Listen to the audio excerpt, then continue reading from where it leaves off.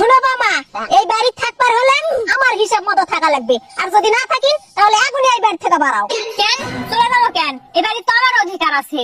ওরে বাবা রে, এই বাড়ি বলে ওর অধিকার আছে? তো যা ঘরের এক কোণা যা পড়ে থাকে, যা সারাদিন খালি টেকা টেকা করে।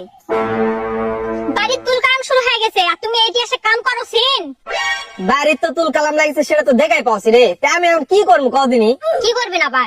আজকে তুমি যদি আমাকে টাকা দিতেন, তোমার মায়েরা তো গুলো আমার কথা শোনা লাগে, তোমার মায়েরা তো থাপ্পড় খাওয়া লাগে। তুমি তো চান তোমার মামার সাথে গন্ডগোল করুক, ওই জন্য তো আমাকে টাকা দিন না তুমি। না, এলা বাড়ির জ্বালা ভাল লাগে। এলাও ধরো। মা কাম হয়ে গেছে, এটা পূজা মার্কেট কত টাকা হয়ে গেছে? কত আছে বৌমা?